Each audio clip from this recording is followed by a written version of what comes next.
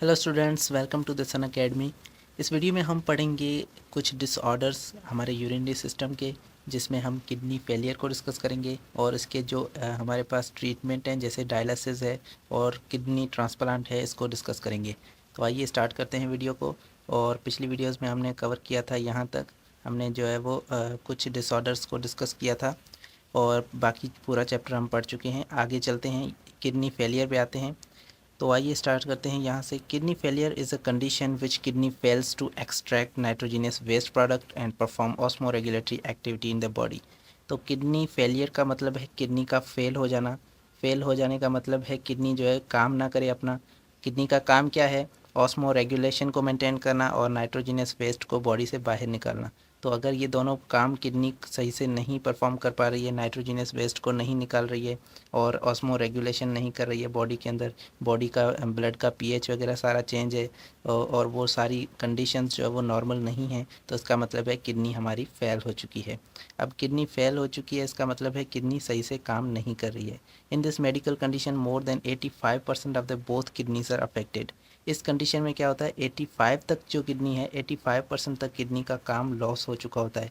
85 तक परसेंट तक जो है किडनी अपना काम छोड़ देती है। मतलब 15% जितना ही हमारा नाइट्रोजिनस वेस्ट निकल पाता है, बाकी सारा नाइट्रोजिनस वेस्ट ब्लड के अंदर मौजूद होता है।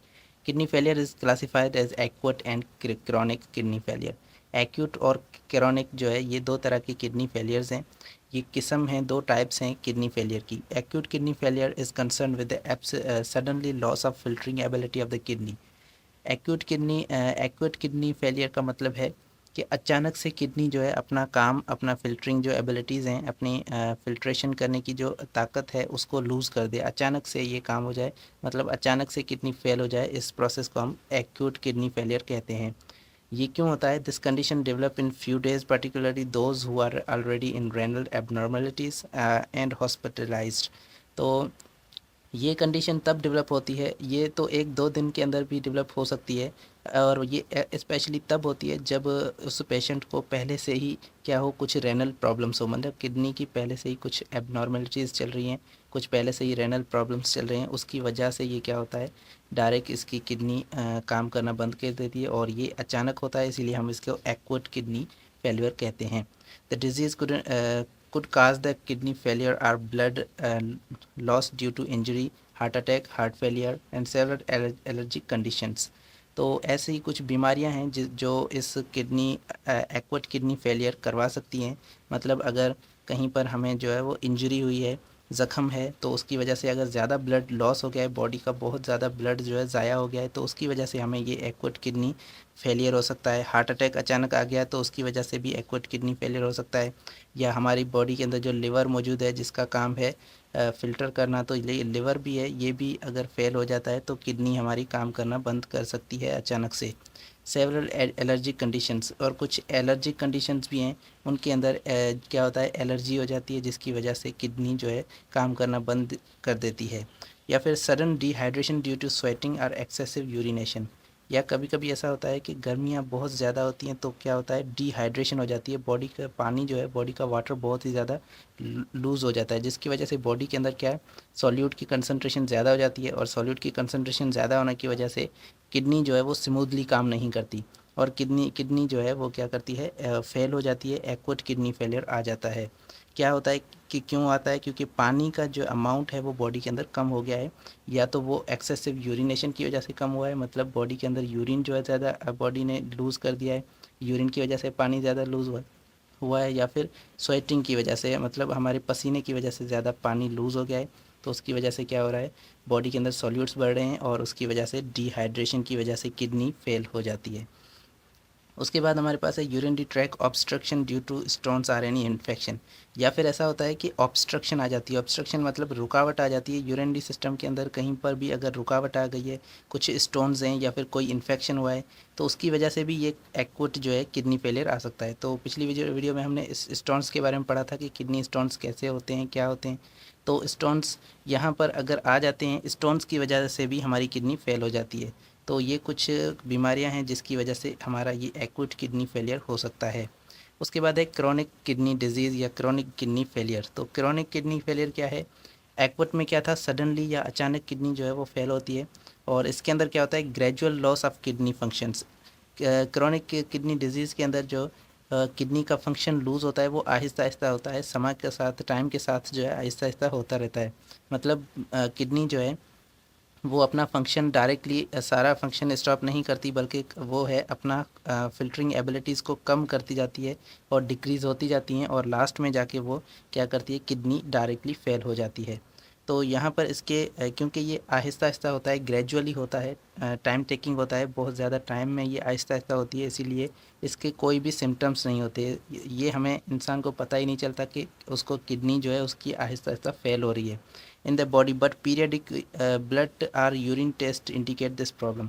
लेकिन अगर कोई ऐसा इंसान है जो कि ब्लड की टेस्ट करवाता है, पीरियडिक टेस्ट मतलब टाइम टू टाइम वो अपने ब्लड की टेस्ट करवाता है या टाइम टू टाइम यूरिन की टेस्ट करवाता है, तो उस वजह से हमें पता चल सकता है कि कैसे उसकी किडनी जो है वो फंक्शन अपना डिक्रीज़ कर रही है, उसका फंक्शन कम हो रहा है, जिसकी वजह से उसकी किडनी फेल होती जा रही है Aahista Aahista.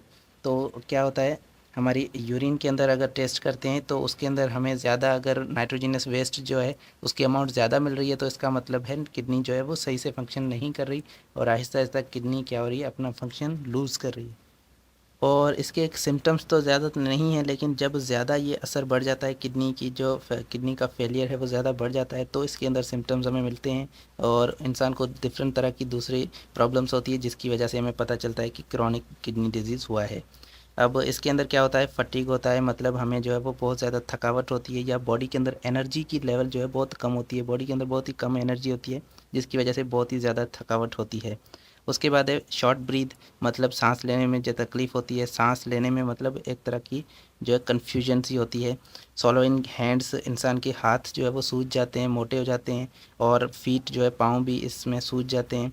Blood in urine, और यूरिन के साथ, इंसान के पेशाब के साथ क्या होता है, ब्लड आने लगता है, जो है वो खून आने लगता है। तो ये कुछ कंडीशंस हैं जो क्रोनिक किडनी डिजीज़ के अंदर आते हैं।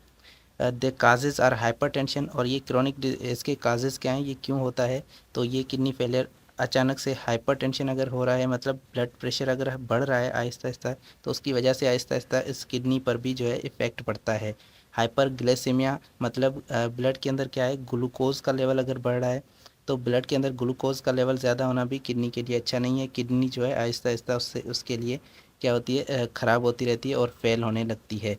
हाई कोलेस्ट्रॉल लेवल, अगर बॉडी के अंदर फ़ैट ज़्यादा है, या इंसान कोई अगर अपने खाने में फ़ैट का अमाउंट ज़्यादा खाता है, तो कोलेस्ट्रॉल जो है उसकी वजह से क्या होता है, किडनी पर भी एक इफ़ेक्ट पड़ता है, जिसकी वजह से किडनी जो है वो gradually Aahista Aahista kidney fail होने लगती है। Cyst development inside the kidney, cyst कहते हैं किसी एक ऐसे बबल को जिसके अंदर मतलब कोई फ्लूइड वगैरह भर गया है। तो किडनी के अंदर कभी कभी क्या होता है, ये किडनी है, किडनी के अंदर कभी कभी क्या होता है, किसी जगह पर कोई ऐसा बबल टाइप जो है वो बन जाता है, जिसके अंदर कुछ फ्लूइड और कुछ हवा जो है वो फिल हो जाती है, और ऐसे जो है इसे हम सिस्ट कहते हैं। तो ये सिस्ट अगर किडनी के अंदर डेवलप हो रहा है, तो ये क्या कर सकता है, किसी जगह को ब्लॉक कर सकता है, और उसकी वजह से किडनी जो है आहिस्ता आहिस्ता अपना काम लूज़ कर सकती है, और फिल्टरिंग एबिलिटी को लूज़ कर सकती है। किडनी स्टोन्स और इन्फ्लेमेशन, अगर किडनी के अंदर इन्फ्लेमेशन है, कहीं पर सूजन है किडनी के किसी पाइप के अंदर, या किसी सिस्ट के अंदर जो है अगर सूजन है, या फिर किडनी के अंदर स्टोन है, तो उसकी वजह से भी किडनी क्रॉनिक किडनी डिजीज़ या फिर क्रॉनिक किडनी फेलियर हो सकता है। अब ये कुछ दो तरह के हमारे पास किडनी फेलियर्स थे, और इनके अंदर क्या होता है, किडनी अपनी फंक्शनल जो एबिलिटीज़ है, किडनी अपना काम जो है वो लूज़ कर देती है। तो अब इसका इलाज क्या है, कैसे उस मरीज़ को ट्रीट किया जाए जिसकी किडनी जो है वो काम नहीं कर रही है, तो उसके अंदर सबसे पहले हमारे पास है डायलिसिस। डायलिसिस जो है आपने सुना होगा, डायलिसिस का मतलब है एक आर्टिफिशियल मशीन के ज़रिए इंसान का जो ब्लड है वो बॉडी से निकाल कर उसको फ़िल्टर आउट करके फिर से बॉडी के अंदर दाखिल करना। ये जो पूरा प्रोसेस है इसको हम कहते हैं डायलिसिस। तो आइए पढ़ते हैं डायलिसिस के बारे में। Dialysis is a medical procedure to separate unwanted toxic substance from the body blood artificial means।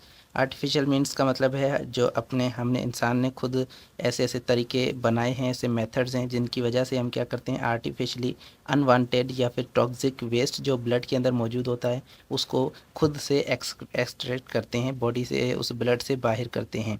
तो ये कैसे होता है, इसके लिए हम सबसे पहले ब्लड को जो है बॉडी से बाहर लेकर आते हैं, उसके बाद उसको फ़िल्टर करते हैं। तो आर्टिफिशियली जो है वो ब्लड को फ़िल्टर करना एक मशीन के थ्रू, इसे हम कहते हैं dialysis.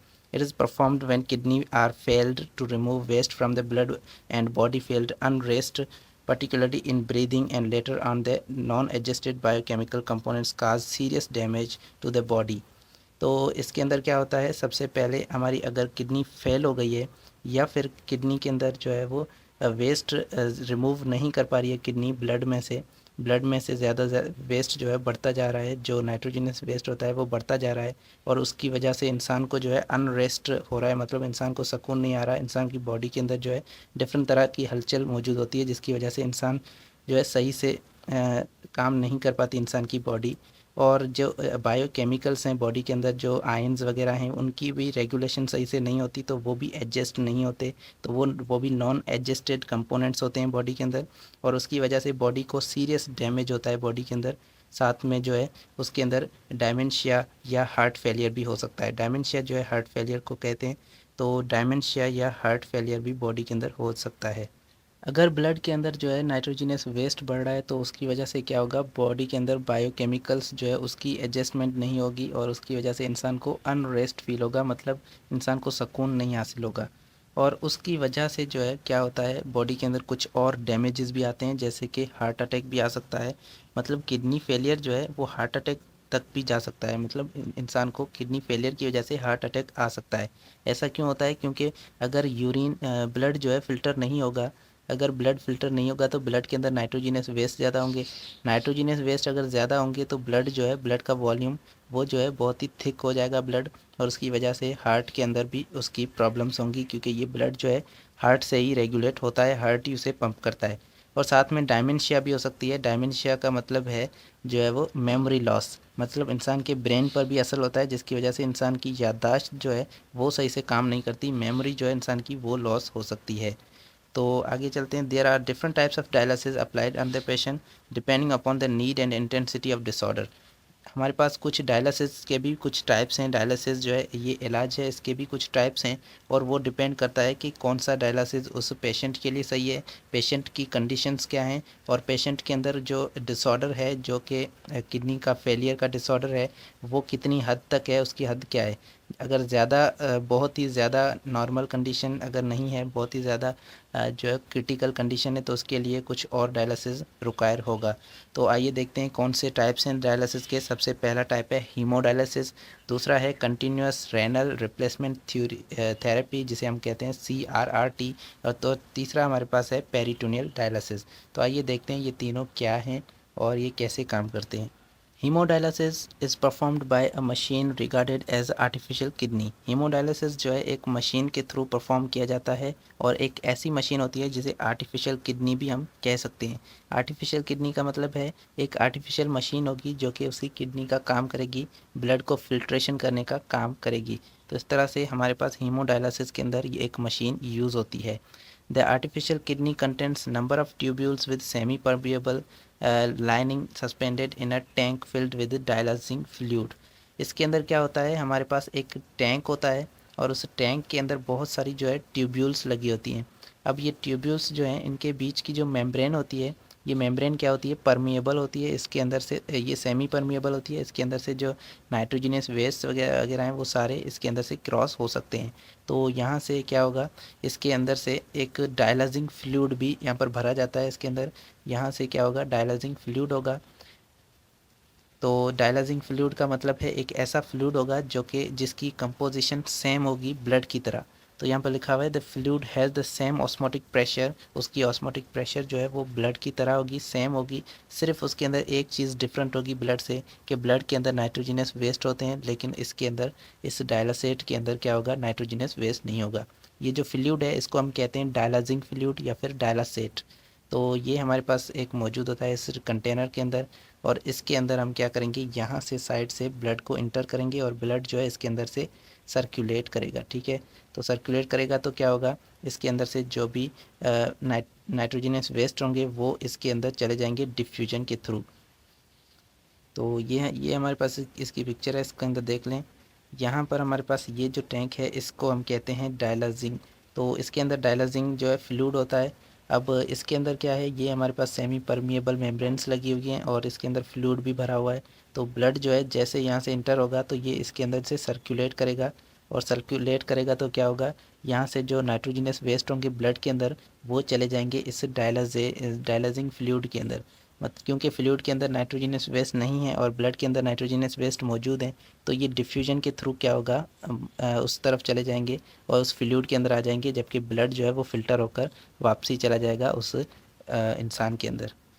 To begin the procedure, a surgeon, एक सर्जन होगा, एक डॉक्टर होगा, वो प्रोसीजर को बिगिन करेगा, शुरू करेगा। तो कैसे करेगा, make a small incision. Incision जो है हम कट को कहते हैं, अगर किसी भी बॉडी की कहीं से अगर हम चमड़ी को काट रहे हैं तो उसको हम कहते हैं, स्किन को अगर काट रहे हैं तो उसको हम कहते हैं इंसीजन। तो एक स्मॉल इंसीजन बनाएगा doctor. Connect artery with a when, वहाँ पर क्या करेगा, हाथ के अंदर जो है वो आर्टरी जो है, एक आर्टरी ब्लड वेसल को लेगा और एक वेन को लेगा, उन दोनों को जो है कंबाइन कर देगा, उन दोनों को मिला देगा। तो यहाँ पर आर्टरी अलग अलग जा रही होगी, लेकिन मिला देगा तो क्या होगी, आर्टरी और वेन आपस में क्या होंगी, मिल जाएंगी, और इस तरह से एक कनेक्शन बन जाएगा आर्टरी और वेन के बीच में। तो वीन बाय अ ग्राफ्ट स्मॉल प्लास्टिक ट्यूब, वहाँ पर एक ग्राफ्ट भी लगाया जाएगा। ग्राफ्ट का मतलब है एक स्मॉल प्लास्टिक ट्यूब होगा जो कि इन दोनों आर्टरी और वेन को आपस में मिलाएगा। तो connect both artery and when also called fistula. अब ये जो कनेक्शन बन चुका है आर्टरी और वेन के बीच में, इसे हम फिस्टूला कहते हैं। फिस्टूला क्या है, एक आर्टरी और एक वेन का कनेक्शन है जो कि आर्टिफिशियली बनाया जाता है डॉक्टर्स के थ्रू, और वहाँ पर एक ग्राफ्ट लगा के, एक जो है वो प्लास्टिक का ट्यूब वहाँ पर एक लगा के ये कनेक्शन बनाया जाता है आर्टरी और वेन के बीच में।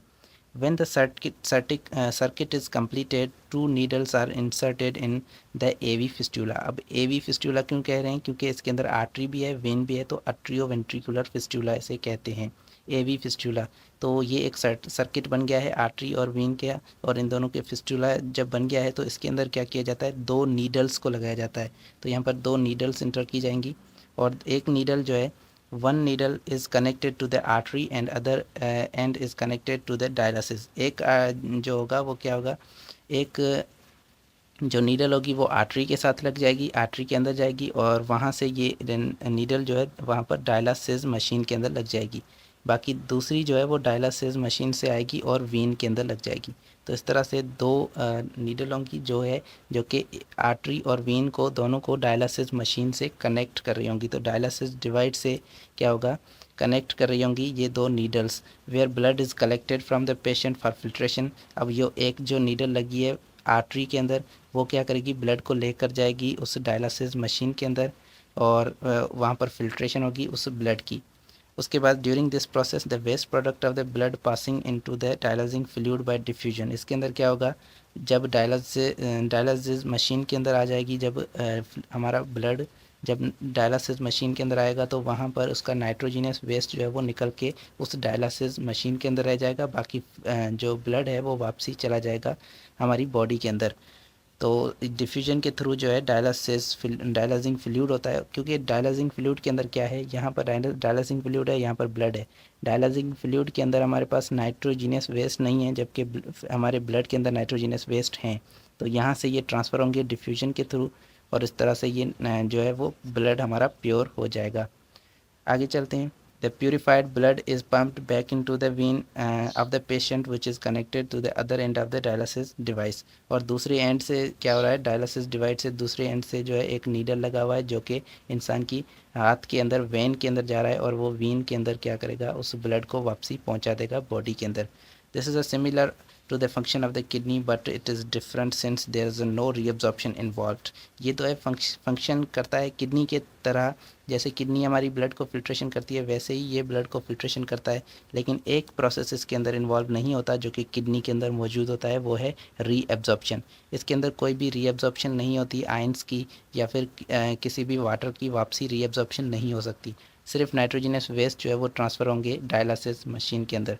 Haemodialysis is normally performed in 4 hours treatment 3 times a week. ये जो है हीमोडायलिसिस, ये तकरीबन 4 घंटे तक जो है लगातार चलता रहता है इंसान के अंदर। वो मशीन जो है ब्लड को लगातार लेती रहती है और उसको फ़िल्टर करके वापसी इंसान की बॉडी के अंदर डालती रहती है। तो ये 4 आवर्स तक, 4 घंटे तक ये प्रोसेस चलता है, और 3 हफ्ते में 3 बार ये प्रोसेस करना पड़ता है। The complications in this process में include risk of blood infection. इसके अंदर कुछ कॉम्प्लिकेशंस भी आ सकती हैं। कॉम्प्लिकेशन का मतलब है कुछ ऐसी प्रॉब्लम्स भी हो सकती हैं जो कि हम डायलिसिस करने से हमें पहले नहीं थी, लेकिन अब डायलिसिस करने के बाद वो जो है हमें फेस करनी पड़ती हैं। तो वो कॉम्प्लिकेशंस कुछ इसके अंदर आ जाती हैं, जैसे कि ब्लड इन्फेक्शन हो सकता है। ब्लड इन्फेक्शन का मतलब है कि अगर बॉडी से ब्लड बाहर जा रहा है तो वहाँ से क्या होगा, माइक्रो ऑर्गेनिज़म्स बाहर तो बहुत ज़्यादा मौजूद हैं, तो वहाँ से माइक्रो ऑर्गेनिज़म्स जो है वो ब्लड के अंदर इंटर हो सकते हैं और वहाँ पर जो है वो ब्लड इन्फेक्शन काज कर सकते हैं, ब्लड के अंदर इन्फेक्शन हो सकता है। या फिर थ्रोम्बोसिस हो सकता है। थ्रोम्बोसिस का मतलब है ब्लड ब्लड के अंदर क्या होगा, कहीं पर भी जो है वो एक ब्लड का क्लॉट बन जाएगा और उसकी वजह से जो है वो वहाँ से ब्लड का फ़्लो सही से नहीं हो पाएगा। इसको हम थ्रोम्बस कहते हैं और ये कंडीशन जो है ये थ्रोम्बोसिस कहलाती है। तो ये हम पढ़ चुके हैं सर्कुलेटरी सिस्टम वाले चैप्टर में फर्स्ट ईयर के अंदर। उसके बाद है इंटरनल ब्लीडिंग। अगर ब्लड जो है बाहर जा रहा है तो वहाँ पर क्या होगा, हमारी बॉडी के अंदर जब वापसी ब्लड जाता है तो वो अगर सही से ब्लड नहीं पहुँचा, बीच में भी कहीं पर अगर ब्लड वेसल के अंदर कट लग गया है तो वहाँ पर क्या होगा, इंटरनल जो है वो ब्लीडिंग हो सकती है। बॉडी के अंदर ब्लड जो है वो फ्लो कर सकता है। तो बॉडी के टिश्यूज़ के अंदर अगर डायरेक्टली ब्लड चला जाए तो इसको हम कहते हैं इंटरनल ब्लीडिंग। और ये भी जो है एक तरह की ख़राब प्रोसेस है जिसके अंदर ब्लड जो है बॉडी के अंदर ही ब्लीड कर, तो ब्लड बॉडी के टिश्यूज़ के अंदर जाने लगता है। और ये क्यों होता है, क्योंकि ये एंटी कोगुलेंट जो है ये यूज़ किए जाते हैं हमारे, जब भी हमें जो है वो डायलिसिस करवाना होता है तो वहाँ पर एंटी कोगुलेंट यूज़ किए जाते हैं। एंटी कोगुलेंट क्या है, ये एक ऐसे ड्रग्स हैं जो कि ब्लड को क्या करते हैं, थिन बना देते हैं, ब्लड की जो ब्लड को डाइल्यूट कर देते हैं, ब्लड के अंदर जो है सॉल्यूट का अमाउंट कम कर देते हैं, जिसकी वजह से क्या होगा, ब्लड जो है थिन हो जाएगा। और ये थिन क्यों करते हैं, क्योंकि ब्लड जो है कहीं पर क्लॉटिंग ना हो जाए। बाहर जो है प्रेशर, हमें आर्टिफिशियल प्रेशर देते हैं ब्लड को, तो इसीलिए ब्लड जो है कम फ्लो करता है और उसकी वजह से क्या होता है, कहीं पर क्लॉटिंग ना हो जाए, इसकी वजह से ब्लड को थिन बनाया जाता है। बॉडी से बाहर ब्लड जा रहा है तो मेंटेन नहीं हो सकता, इसीलिए उसे थिन बनाया जाता है। और ये एंटी कोगुलेंट जो ड्रग्स होते हैं उनका काम है कि वो ब्लड को थिन बना देते हैं और उसकी वजह से इंटरनल ब्लीडिंग हो सकती है। तो यहाँ पर एक पिक्चर है, इसके अंदर देख सकते हैं, यहाँ पर ये हमारे पास जो है पूरा प्रोसेस, पूरा साइकिल जो है ये डायलिसिस मशीन का है। अब इसके अंदर ये जो मशीन लगी हुई है इसे हम डायलिसिस मशीन कहते हैं या फिर डायलासेट कहते हैं। इसके अंदर जो फ्लूइड है उसे हम डायलाजिंग फ्लूइड कहते हैं। तो यहाँ से फ्रेश डायलाजिंग फ्लूइड जाता है और यहाँ से जो है यूज्ड डायलिसिस फ्लूइड जो है वो बाहर जाता है। जैसे ही यहाँ से गुजर रहा होता है साथ में ब्लड भी यहाँ से फ़्लो कर रहा है, तो इनके बीच में एक्सचेंज हो जाती है और यहाँ से जो डायलिसिंग फ्लूइड आता है उसके अंदर नाइट्रोजीनियस वेस्ट भी मौजूद होते हैं। और ब्लड जब यहाँ से वापसी जा रहा होता है वहाँ पर क्या होगा, प्रेशर भी ब्लड के अंदर जो नाइट्रोजीनियस वेस्ट हैं वो भी कम होंगे। साथ में यहाँ पर एयर ट्रैप भी लगा हुआ है जो कि एयर को यहाँ पर ट्रैप्ड कर लेगा, ताकि एयर जो है वो ब्लड वेसल के अंदर, बॉडी के अंदर ना चली जाए। यहाँ से क्या होगा, जब ब्लड बॉडी से बाहर आ रहा होगा तो यहाँ पर एक पंप लगा होगा जो कि ब्लड को पंप करेगा, जिसकी वजह से ब्लड इस मशीन के अंदर चला जाएगा। ये पूरा जो साइकिल है ये रिपीट होता रहता है और इस तरह से जो पेशेंट है वो केयर हो सकता है। और ये पेशेंट के लिए जो है वो हफ्ते में 3 से 4 बार करवाना पड़ता है। डायलिसिस का एक और टाइप है जिसे हम कहते हैं continual renal replacement therapy. Continuous renal replacement therapy, तो ये कंटिन्यूअस है और रेनल रिप्लेसमेंट है, मतलब हमारी किडनी को जो है कोई और मशीन रिप्लेस करने वाली है और इसे हम जो है शॉर्ट में CRRT कहते हैं। Is a same class of as haemodialysis. ये जो है हीमोडायलिसिस की तरह ही एक सेम क्लास है। It is used in the patient who are critical conditions and it is design for patients who are unable to tolerate the repeated procedure of haemo. अगर वो हीमो डायलिसिस करने में जो है वो रिपीटेशन होती है, बार बार जो है वो मशीन को स्टार्ट करना पड़ता है और उसे ऑफ़ करना पड़ता है और पेशेंट को रिलीज़ करना पड़ता है, तो उससे बचने के लिए ये जो है कंटिन्यूअस रेनल रिप्लेसमेंट थेरेपी जो है ये इंसान को दी जाती है। या फिर कुछ ऐसे पेशेंट्स होते हैं जो कि जो है वो बार बार उसे बर्दाश्त नहीं कर सकते। अगर वो हीमो को बार बार बर्दाश्त नहीं कर सकते तो इसीलिए वो ये करवाते हैं, CRRT करवाते हैं, जिसके अंदर क्या होता है, ये कंटिन्यूअस होता है, डायलिसिस हो रहा होता है, कंटिन्यूअस होता है और इसके अंदर 24 आवर्स तक जो है ये मशीन जो है लगी होती है और ये चलती रहती है 24 आवर्स तक। इसका प्रोसेस थोड़ा सा स्लो होता है लेकिन ये नाइट्रोजीनियस वेस्ट उसी तरह से रिमूव करती है जैसे कि हीमोडायलिसिस के अंदर होता है। सेम प्रोसेस है, सिर्फ ये जो है कंटिन्यूअस चलता रहता है, हर वक्त ये चलता रहता है। ये ज़्यादा क्रिटिकल पेशेंट्स के अंदर भी यही यूज़ किया जाता है। लेकिन एक और डायलिसिस का टाइप है जो कि ज़्यादा इससे भी ज़्यादा एफिशिएंट है, जिसे हम कहते हैं पेरिटोनियल डायलिसिस। ये पेरिटोनियल डायलिसिस क्या है? इसके अंदर क्या होता है, एब्डोमिनल कैविटी को यूज़ किया जाता है ब्लड फ़िल्टर के तौर पे। तो abdominal cavity is used as to blood filter, blood को फ़िल्टर करने के लिए एब्डोमिनल कैविटी को यूज़ किया जाता है। This procedure starts when doctor makes an incision at the lower abdominal cavity to implant pass catheter। इसके अंदर क्या होता है, डॉक्टर इस एक जो है इंसिजन बनाता है लोअर एब्डोमिनल कैविटी के पास, वहाँ से एक जो है कैथेटर को बॉडी के अंदर इंटर किया जाता है। कैथेटर जो है एक तरह का ट्यूब होता है और उसे बॉडी के अंदर इंटर किया जाता है। उसके बाद उसको जो है when the soft tube that allows dialysis to pour in and out of the abdominal cavity, वहाँ पर जो है एक ट्यूब होता है जिसकी वजह से एक डायलिसिस सेट को, एक फ्लूइड को जो है बॉडी के अंदर इंटर किया जाता है और उसको वहाँ पर फ्लूइड को बॉडी के अंदर रखा जाता है। इसकी जो मेम्ब्रेन होती है वो परमिएबल होती है, तो वहाँ पर जो है एब्डोमिनल कैविटी के अंदर ही एक्सचेंज होती है नाइट्रोजिनस वेस्ट की। तो अब क्या होगा, यहाँ पर उसको एब्डोमिनल कैविटी के अंदर उस पूरे फ्लूइड को जो है इंटर किया जाता है, एब्डोमिनल कैविटी के अंदर भरा जाता है उस फ्लूइड को। Abdominal cavity is internally lined with the peritoneum which serves as a natural filtering membrane। Abdominal cavity के अंदर क्या होता है, इंसान की एब्डोमिनल कैविटी के अंदर एक तरह की लेयर होती है जो कि पूरे ऑर्गन्स को जो है सराउंड कर रही होती है, और इस लेयर को हम कहते हैं पेरिटोनियम। तो ये पेरिटोनियम पूरे ऑर्गन्स को सराउंड कर रही होती है। लेकिन एक किडनी जो है ये इसके अंदर नहीं आती, किडनीज जो है बाहर होती हैं, इसके बाहर मौजूद होती हैं। तो इसके अंदर जो है क्या किया जाता है, यहाँ से कैथेटर को इंटर करके इसके अंदर पूरा जो है फ्लूइड भरा जाता है, और जब एक्सचेंज हो जाती है यहाँ पर जो क्या होगा, एक्सचेंज होगी ब्लड के बीच में और इस फ्लूइड के बीच में। उसके बाद इस फ्लूइड को जो है बॉडी से बाहर निकाला जाता है, और ये बॉडी से बाहर आ जाता है नाइट्रोजिनस वेस्ट को रिमूव करके। When the dialysis is poured inside the abdominal cavity, it pulls toxin from the blood। ये जो है ब्लड से टॉक्सिन को ले लेता है, मतलब एब्जॉर्ब कर लेता है टॉक्सिन्स को, जैसे कि नाइट्रोजिनस वेस्ट हैं उन्हें ब्लड से एब्जॉर्ब कर लेता है ये फ्लूइड जो कि हमने बॉडी के अंदर डाला है। That pass through the peritoneum membrane to its higher concentration to lower concentration. और ये जो नाइट्रोजिनस वेस्ट हैं ये किस लिए जाएंगे इसके अंदर, इस फ्लूइड के अंदर, क्योंकि कंसनट्रेशन कम है, तो ये अपनी जो नाइट्रोजिनस वेस्ट हैं अपनी हाई कंसनट्रेशन से लो कंसनट्रेशन में आएंगे, इस फ्लूइड के अंदर आ जाएंगे, जिसकी वजह से ये फ्लूइड जो है इसके अंदर नाइट्रोजिनस वेस्ट ज़्यादा आ जाएंगे, और उसके बाद इसको हम बॉडी से बाहर निकाल लेंगे। The fluid remains in the body for several hours. इनको, इस फ्लूइड को जो है बहुत सारे घंटों के लिए बॉडी के अंदर रखा जाता है ताकि एक्सचेंज जो है अच्छी तरह से हो जाए और एक तरह का इक्विलिब्रियम डेवलप हो जाए आयोनिक कंपोनेंट्स और ब्लड और इस फ्लूइड के बीच में। तो ब्लड और फ्लूइड के बीच में क्या होगा, जो है वो मटेरियल्स की ट्रांसफ़र होती रहेगी, और जब इक्विलिब्रियम आ जाएगा तब इसको जो है बाहर निकाला जाता है और डिस्कार्ड किया जाता है। The dialysate is removed when it appears saturated and this process is repeated again if needed। इसके अंदर क्या होता है, इसको वापसी सेचूरेट अगर हो गया है ये हमारा फ्लूइड, तो उसको फ्लूइड को बाहर निकाला जाता है। इसके अंदर अगर नाइट्रोजीनियस वेस्ट जो है पूरे आ चुके हैं तो अब इसको बाहर निकाला जाता है, और उसके बाद जो है नाइट्रोजीनियस वेस्ट जो है वो बाहर आ जाते हैं, और इस प्रोसेस को रिपीट किया जाता है, अगर ज़रूरत हो तो फिर से रिपीट किया जा सकता है। Peritoneal dialysis can be repeated 4 to 5 times a day. इसको 4 से 5 दफ़ा एक दिन में रिपीट किया जा सकता है। तो अगर कोई पेशेंट अगर क्रिटिकल कंडीशन में है तो उसको जो है दिन में 4 से 5 टाइम्स जो है उसको ये वाला ट्रीटमेंट दिया जाता है।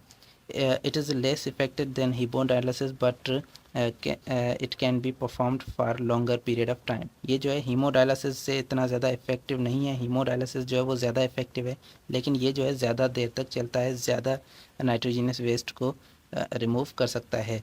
पेरिटोनियल डायलिसिस ऑफर्स मोर फ्लेक्सिबिलिटी। इसके अंदर जो है ज़्यादा फ्लेक्सिबिलिटी होती है, मतलब हमें जो है पता होता है कि नाइट्रोजिनस वेस्ट जो है रिमूव हो रहा है, और साथ में जो है ये एफिशिएंट भी होता है, हमें आसान भी होता है करवाना, क्योंकि हमें सिर्फ जो है वो सिंपल प्रोसीजर है, एक पेशेंट को ज़्यादा तकलीफ़ नहीं होती। It's a better tolerated by patient. इसके अंदर पेशेंट को ज़्यादा जो है झेलना नहीं पड़ता। लेस एक्सपेंसिव, इसके अंदर ज़्यादा जो है एक्सपेंसिव भी नहीं, खर्चे भी ज़्यादा नहीं होते। But it is more of in complicated with abdominal infection. इसके अंदर ज़्यादा जो है एब्डोमिनल इन्फेक्शंस हो सकते हैं, क्योंकि बैक्टीरिया वगैरह उस फ्लूइड के साथ बॉडी के अंदर इंटर हो सकते हैं और वहाँ पर इन्फेक्शन काज करवा सकते हैं। यहाँ पर हमारे पास जो है एक पिक्चर्स के अंदर इस पूरी कैविटी को दिखाया गया है। ये कैविटी जो है ये एब्डोमिनल कैविटी है। इसके अंदर जो है यहाँ पर देखें फ्लूइड को जो है इंटर किया जाता है, यहाँ से एक कैथेटर डाला जाता है जिसकी वजह से यहाँ पर फ्लूइड को इंटर किया जाता है और यहाँ पर ये फ्लूइड आपको दिख रहा है, उसकी वजह से यहाँ से एक्सचेंज होती है। उसके बाद है kidney transplant. Kidney transplant is a major surgical treatment for kidney failure. ये जो है सबसे बड़ा सर्जिकल ट्रीटमेंट है एक पेशेंट का जिसे किडनी की प्रॉब्लम है। तो इसके अंदर क्या होता है, एक इंसान की जो हेल्दी किडनी है उसको निकाल कर दूसरे इंसान के अंदर डाला जाता है। इस प्रोसेस को हम ट्रांसप्लांट कहते हैं। तो किसी भी ऑर्गन को अगर एक इंसान से दूसरे इंसान के अंदर डालने के प्रोसेस को हम ट्रांसप्लांट कहते हैं और किडनी के ट्रांसफ़र को हम कहते हैं ट्रांसप्लांट।